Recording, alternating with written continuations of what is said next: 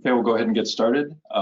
Thanks everyone for joining. My name is Mike Corcoran. I'm the Director of Information Services with All Chicago. All Chicago is the HMIS lead in our continuum.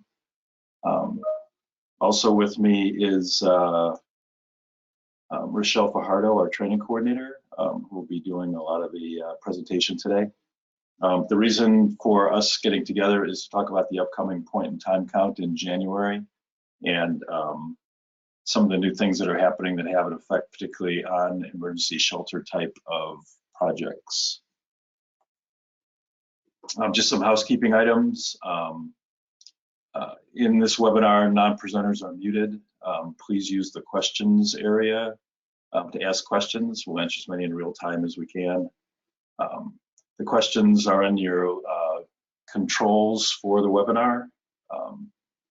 You click the arrow to expand and type your question in the text area and click the send icon. The webinar is not intended to address specific client data situations. If you have some specific issue you'd like to have addressed, please contact the help desk via that email address. And all the materials in this and recording this webinar will be available via URL link. So if, as we're going to request later, you can please share this with other folks in your agency who will be affected by it. This webinar is really targeted at ATAs, but it will have some impact potentially on some of the users in your agency if they work on emergency shelter type of projects. So for the agenda, we'll do a little bit of an overview, go through the requirements, talk about differences between shelter point and entry exit enrollments. Since there are new project types, since the data standard change, emergency shelter entry exit and night by night, we'll go through differences in the workflows for those. Go through some reporting and how to review the data, talk about some resources available, and then answer questions at the end.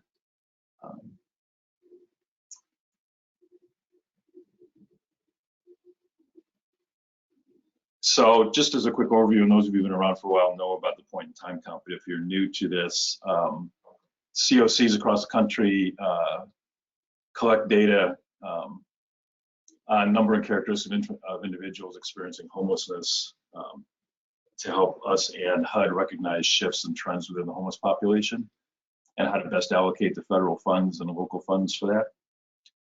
This is done through an annual point in time count. And this year the count will be on January 25th of 2024. Part of the point in time count is to count unsheltered persons out on the street. There's also a sheltered count where we tabulate the numbers of people in emergency shelters, transitional housing, and safe havens.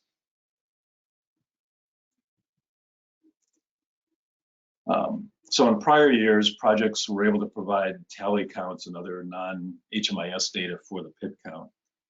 The big change this year is that in 2024, HUD is requiring that HMIS data be used for the sheltered count, and they're also cross-referencing the point in time count and housing inventory count data with other reports for consistency. So to the extent we were doing a lot of things off system in the past, we now have to make sure that the data in the HMIS is accurate so that we can run the reports that HUD has mandated that we run to provide the data to upload for the point in time count.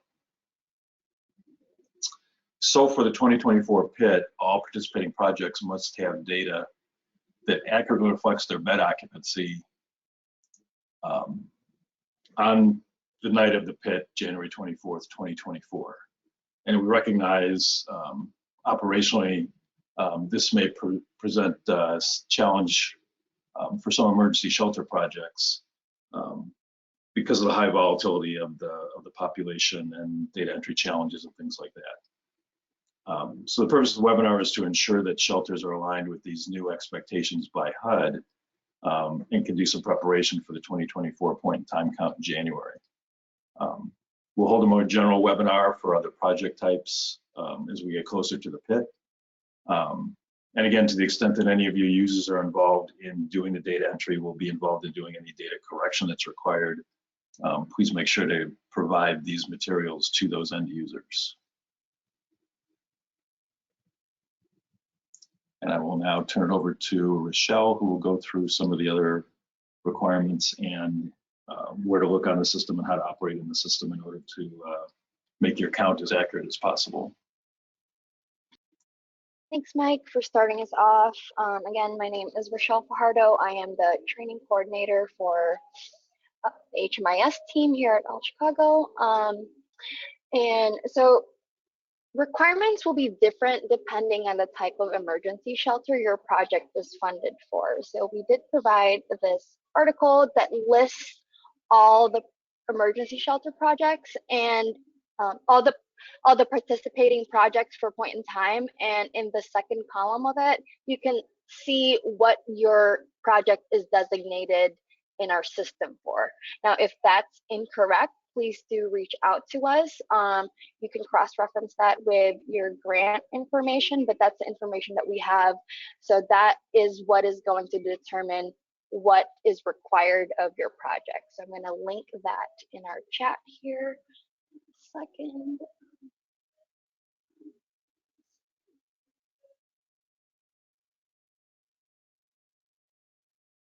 Just so you guys have it.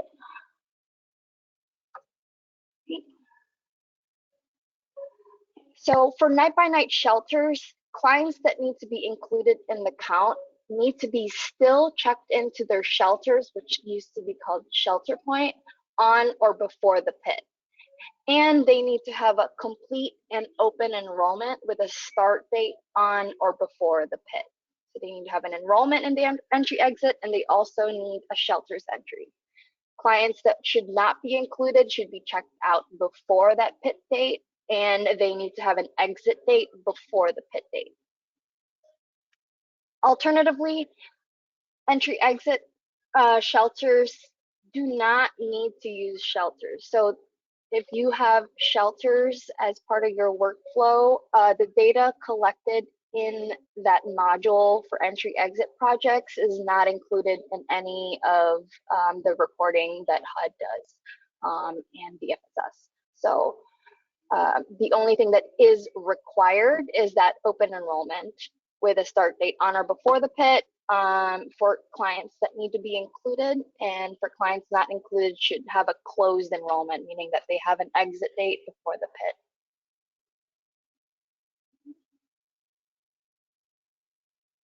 So as I mentioned, projects funded by HUD as emergency shelter entry exit projects are required to have clients enrolled via the entry exit method, which I'll go over what that workflow kind of looks like as a refresher after these few slides. Full client records are required at the point of project entry, meaning that complete assessment should be completed. And again, as I mentioned, if you're utilizing shelters, which used to be called Shelter Point, for these projects, it is not a requirement and does not provide any valid data for HUD's purposes. So projects with an internal workflow that prioritizes using that and entering clients within that as opposed to creating an enrollment for them are probably and highly likely underreporting their client activity. In addition, any emergency shelter projects that are funded by DFSS are also required to complete enrollments for clients via the same method, because the quarterly reporting is tied to the values in those assessments and the enrollment ranges. So it's not, none of these reports that you need to file are collecting any data from those shelter point or shelters entries that you are entering clients in. So if that is the case for your agency, please do reach out to us so we can assist you in making your workflow aligned with HUD data standards. I'll pause a little bit to see if there's any questions that come up regarding this.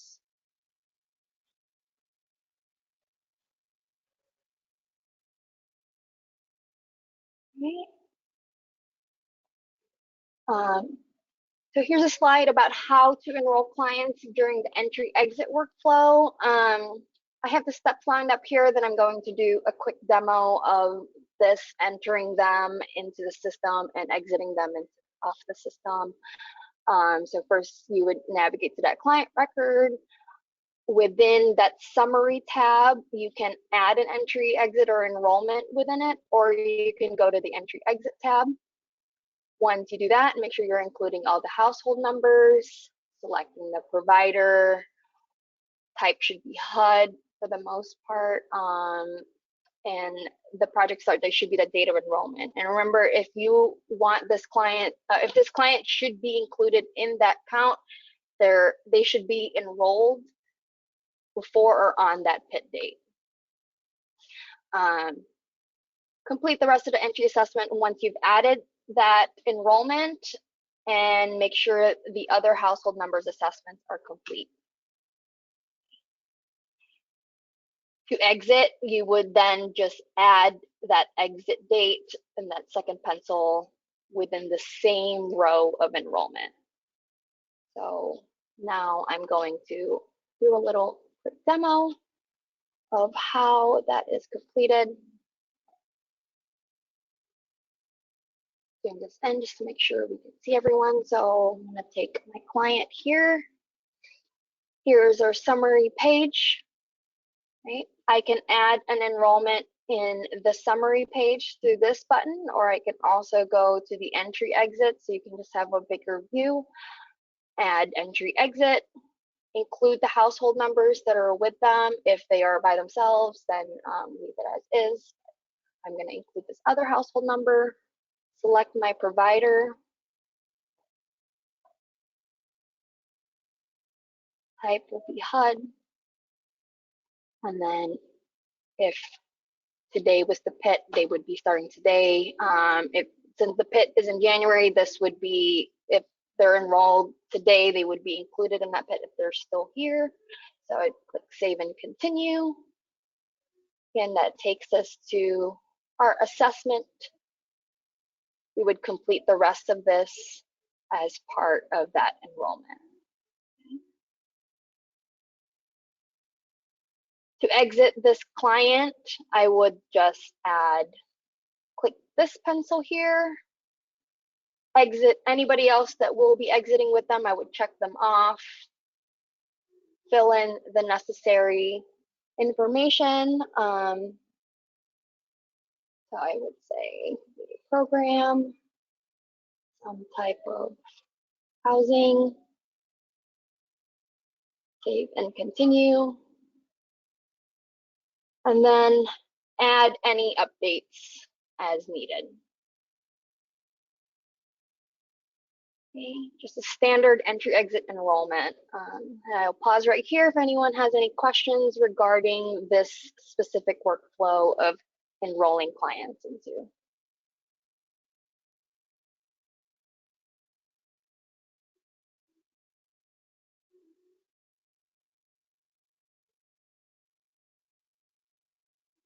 Right. Okay. So that's the entry exits. The reminder that this is, oh,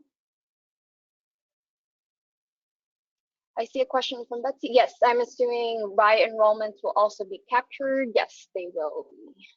All emergency shelter projects will be captured. And this workflow should be done by entry exit emergency shelters and night by night. So all emergency shelter projects should be enrolling their clients into a project. Okay. The next workflow is the shelters. Again, this has changed when WellSky updated our HMIS. It used to be called Shelter Point. It is now called shelters. But the process is still the same. Okay, so to create a shelters entry, you would navigate to that shelters module, select the relevant provider and unit list, check the client in by clicking that bed icon to the left or the empty link of the desired bed, include household numbers and assign them to a unit. So a big important thing that we should look for when doing this process is to ensure that household members that should be associated and are together should have the same group ID after you have checked them in. Okay. So again, I'm going to demo this process. Back to my dashboard. Over on the left, it is called Shelters now, not Shelter Point. Okay. I'm going to select my provider, 883. Unit list, submit. Okay. Here, I would check the client in, or I can view all. I like going into view all and clicking this bed icon or empty here. Search for my client. Continue.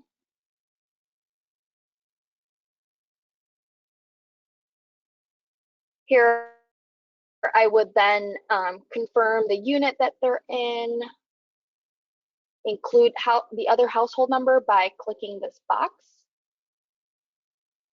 and then assigning them to a unit. Assign them to the unit next to them. Select. Okay.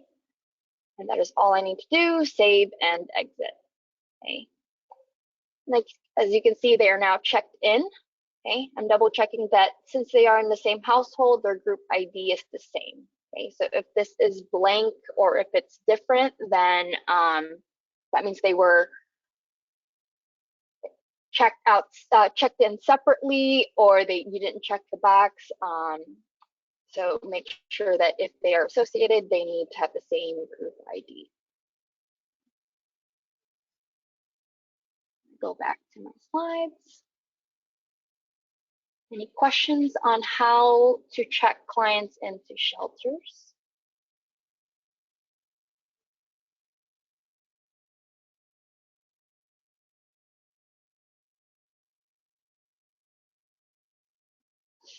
Okay. And then additionally, since night by night shelters need to have that entry exit, you can actually add that entry exit within the shelters module. So after you have enrolled them in, if you click their name, a pop-up of their unit stay entry data will populate for you. And then if you navigate to the entry exit, you can then add that enrollment within the shelters module without leaving it. So going back to our enrollment here, or shelters here.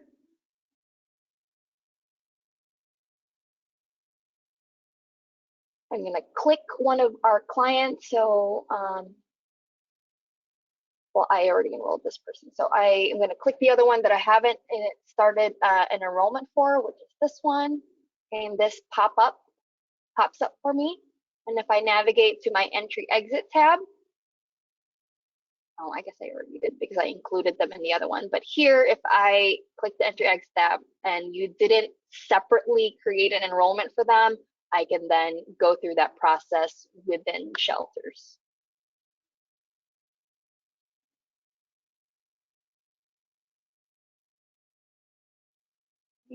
And then in the same box, you may also add your ROI for that client and any other shelters services you might have for them within shelters. So you don't have to leave and go to clients and go through that process. You can do it within.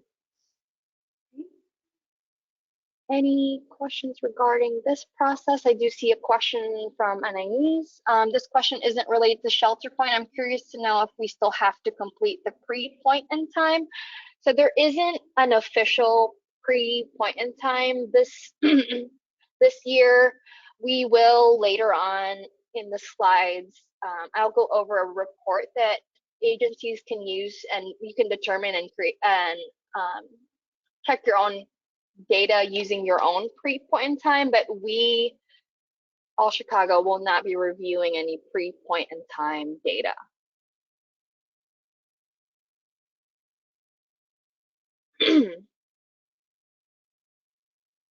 welcome.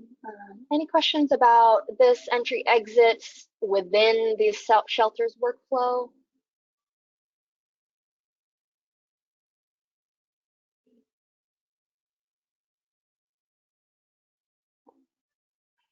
So the next thing I would then go over is how to check them out of that shelters. So very similar, you'd navigate to the shelters module.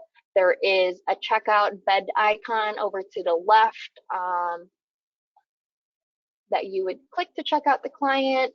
Once you get in, make sure you review the date they are checking out for, especially if you are reviewing old data and checking out clients that have already been long gone.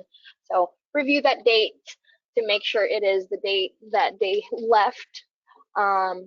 Include relevant household members. Again, make sure you're checking them out all at once if they do leave all at once, and then save and exit. So, and let's go back to demo and exit our clients we just entered.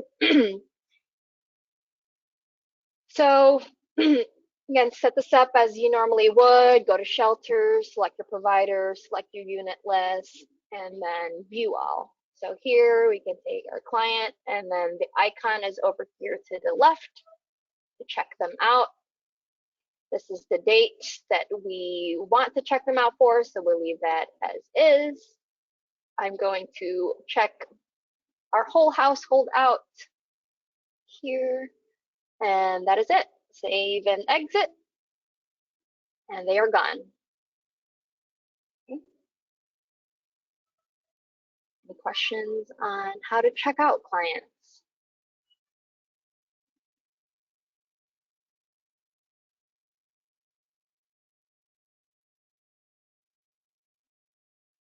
Awesome. So here, kind of back to what Anais was saying. So this is a report that can be ran on business objects called Sheltered Point in Time Report.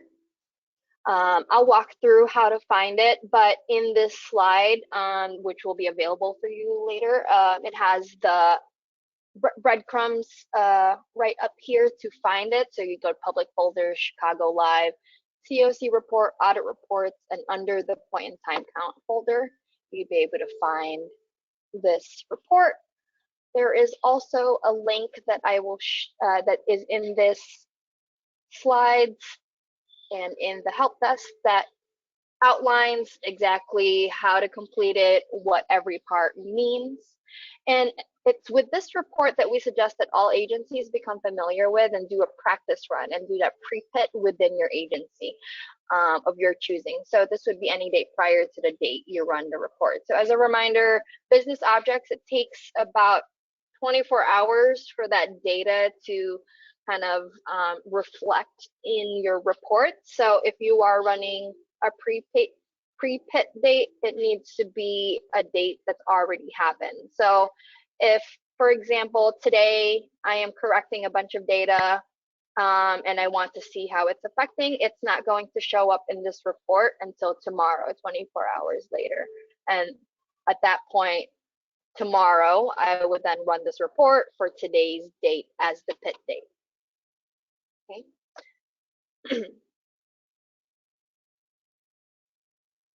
So some things to kind of look at while we are running this report is, and that group ID, we want to make sure that we are associating household members together that need to be associated together. Clients counted should not have an end date or has an end date on or after that pit date or the pre-pit date your agency has chosen. So we're going to take a look at that. Demographic data should be corrected. So very similar to other reports, if it says null, it's missing. DNC means it's one of those HUD responses, client doesn't know, data not collected answers. There's a disability tab that I will look at. I will show you later when I show a complete report to you. And this tab will include all clients with a disabling condition, and we should just review it just to make sure that everyone is counted in there. And then finally, there is a third tab called additional information where counts should be reviewed to make sure that it is consistent with your internal counts. Again, I'm going to go and then do a quick demo on how that is done. Now I'm going to go to the live site here, connect to business objects.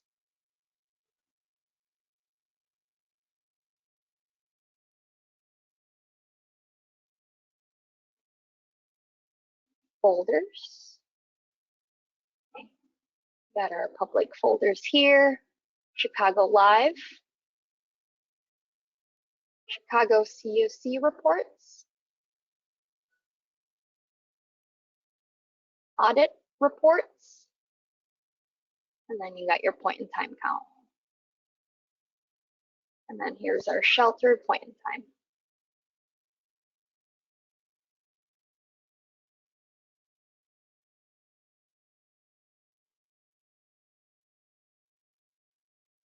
This takes quite a bit to refresh, but that is how you find it. I'm going to show just a screenshot and a complete report.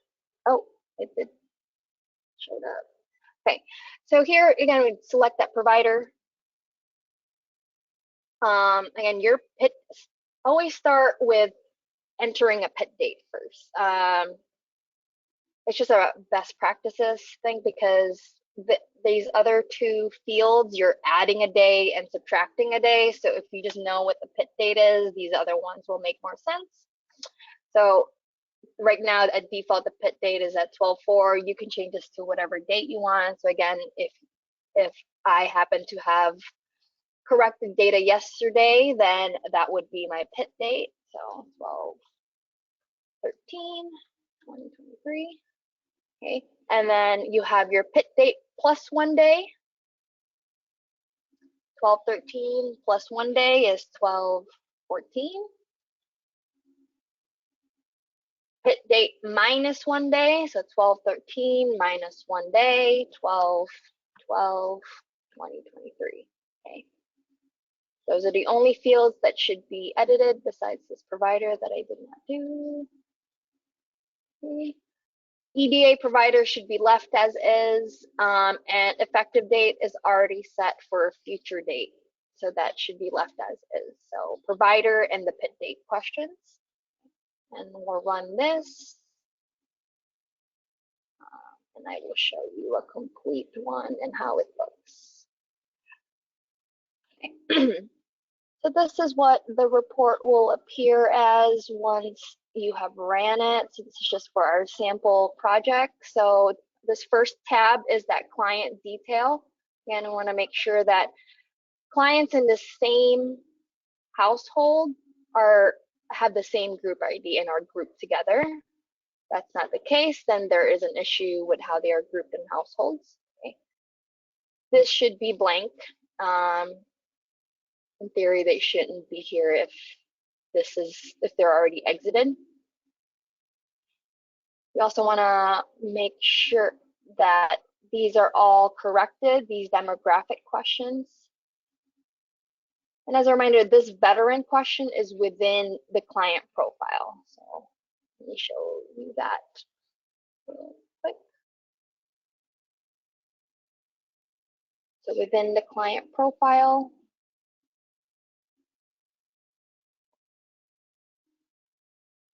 if you click the entry assessment, oh, not the veteran, sorry, client record, this question of veteran, that is what's being pulled for that veteran question.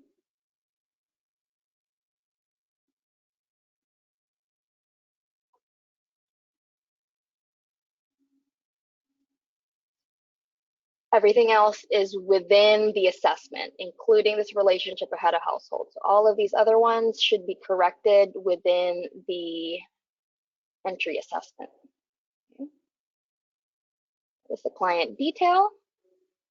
Disability detail, again, this is just a list of clients that you have indicated has a disability.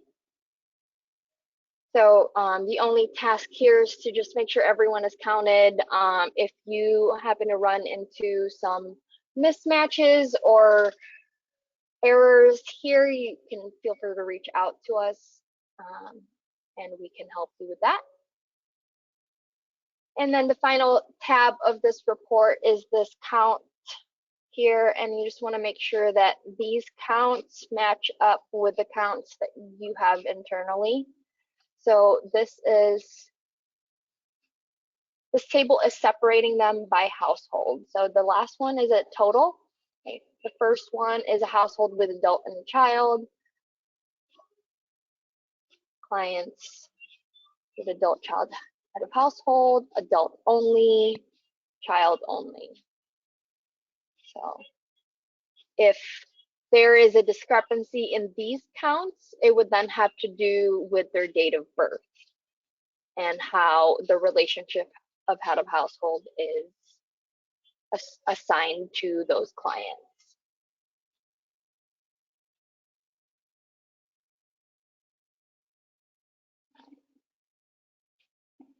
The differences, I see that there's a question, what's the difference between row 9 and 10? If you are running the report for multiple reports, then it would show the difference between each type of project type.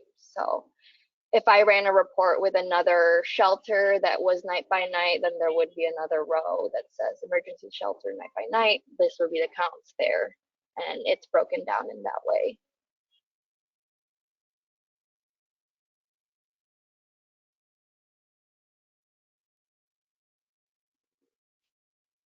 Okay, awesome. Go back to my slide and just again pause to see if there's any questions about this report, how to run it.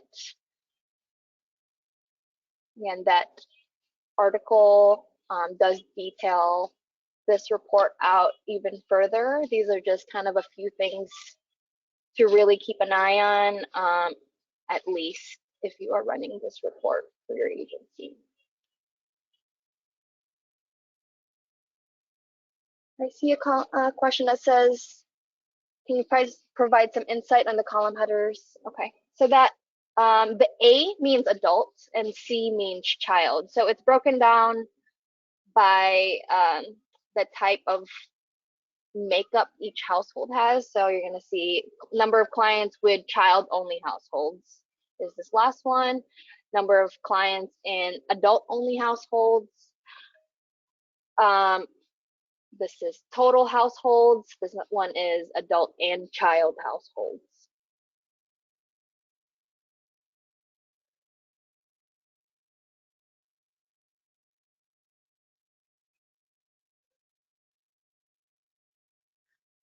If you've already completed the entry exit for assessment, will the data from the assessment automatically populate once you place clients in shelters?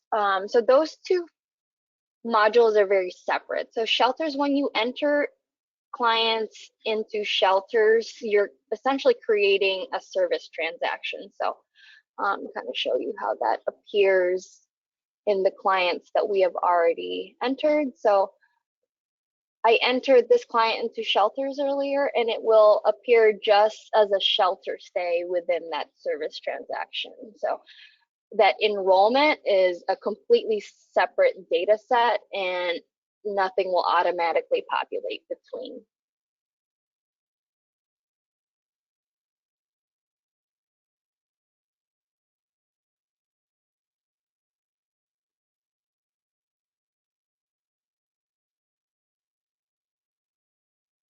Okay.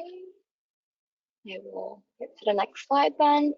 So just a quick summary slide on how to prepare your shelters for the PIT. So for entry exits, review the clients that are already enrolled in your project and see if any of them needs to be exited, or see if there's any of them that needs to be enrolled as well. And make sure that demographic data is complete in the client's entry assessment. As you saw in that report that we just ran, we are looking at those. And as Mike mentioned, a lot of this data will be cross-referenced across the HIC and other reports that will be coming up after the PIT. So this is kind of in preparation for those as well, to make sure that you're not doing too much data corrections for those. So demographic data should be complete for each of those clients, each of the clients in your household as well. So not just the head of household, everybody. Okay. For night by nights, they need to be checked into the shelters unit list. They each need an enrollment. Okay. So make sure you are reviewing clients that need to be exited or checked out. And then again, the demographic data should be complete in their entry assessment.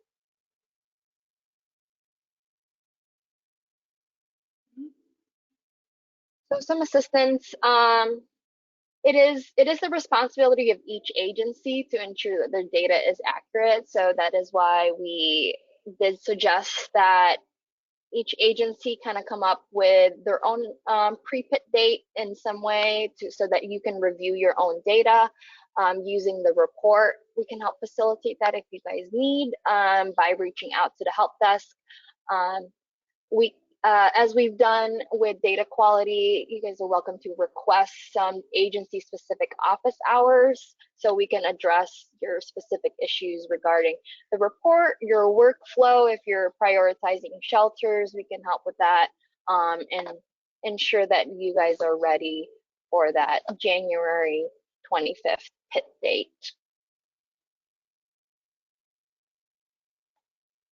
Okay. Some resource links. So that first link of the overview process is right here. We also kind of recommend that counts report that is set up within the dashboard. So as I mentioned, since business objects take about a day to reflect data, a good way to kind of check your progress as you're correcting data is using the counts report. So you get immediate real-time feedback. And we've linked that article there. I can quickly also just show us how to set it up real quick. So on your dashboard here, you should see a panel that says customize homepage dashboard, and then add counts report. This should be available to everybody, even case managers, not just ATAs. So click the pencil. You can have 4 counts reports running at all, 4 different ones for you if you'd like. And here you can see that clients currently checked into a shelter would be a good one, or clients with an entry but no exit. Those are important reports to run. So if I did that, I can select a provider that I can run the report for. Click OK, and then it will give me accounts, which if this was a real one, I can just select a different one. Let's see, let's choose this one. Yes.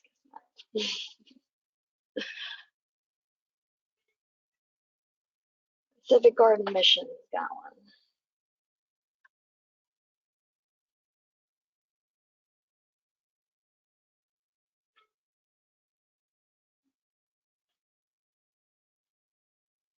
Okay, so I select that. It will, okay, well, in theory, it would give me a count here with a list of clients.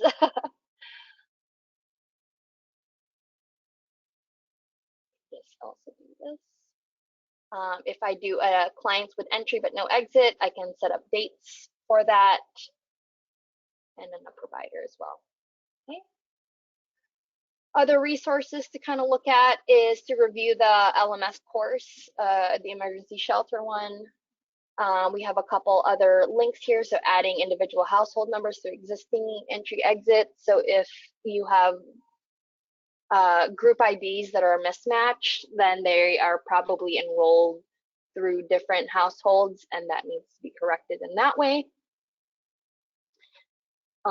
changing existing project enrollments if they are enrolled in the wrong places, creating and editing unit lists. So if you are entering into shelters and you don't have enough beds and your unit list needs to be updated, that would be a link to look at. And then a whole guide on how to use shelters or previously shelter point.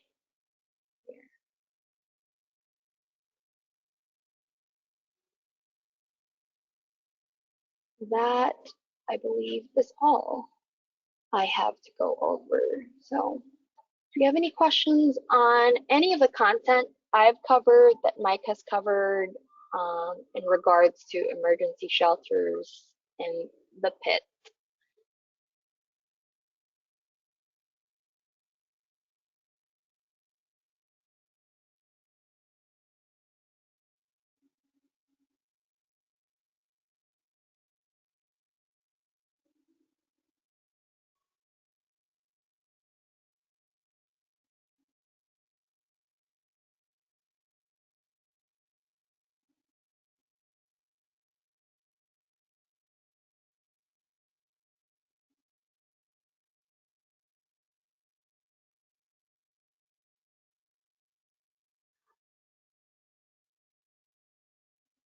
Okay.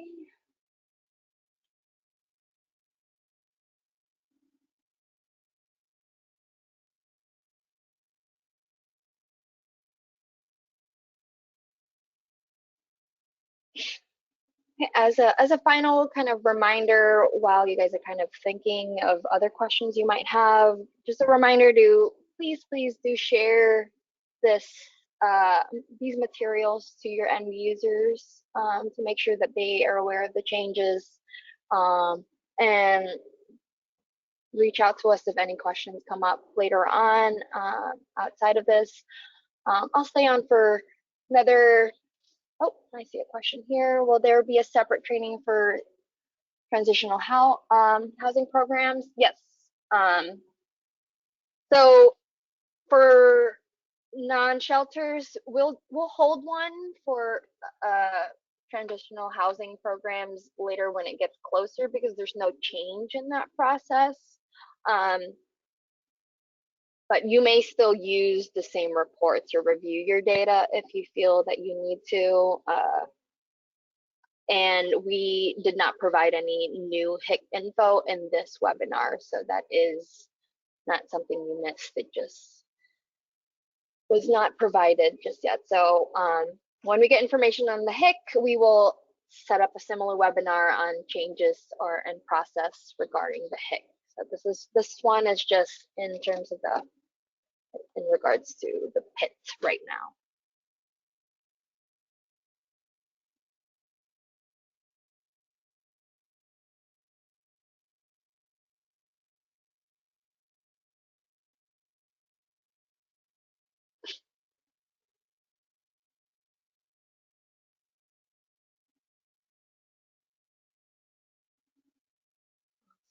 Again, I will stay on for a few extra minutes if you don't have any questions, and you are more than welcome to leave. Thank you guys so much for joining us. Again, please reach out to the help desk at allchicago.com, allchicago.org, if you have any additional questions that might not have been answered here or come up as you discuss this material with your end users, as I know you are about to go do. And yeah, I will be right here to answer any questions that you have for the next few minutes. Thank you. Have a good afternoon.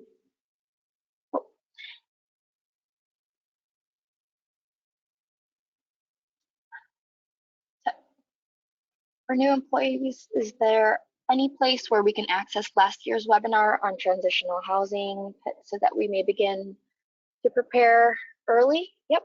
Let me share that link to you.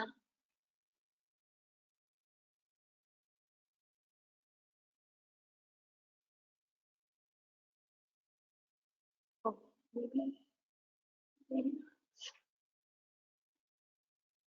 maybe there is not. Okay. I will get back to you about last year's. Take a note on that and see if I can find that article for you.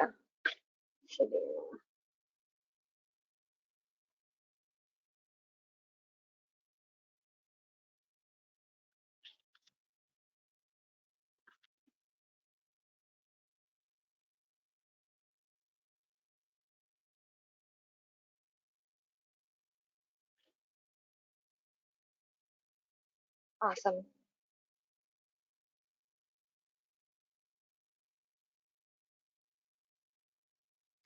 Shannon clarified that transitional housing programs will be included as part of normal PIT count shelter training.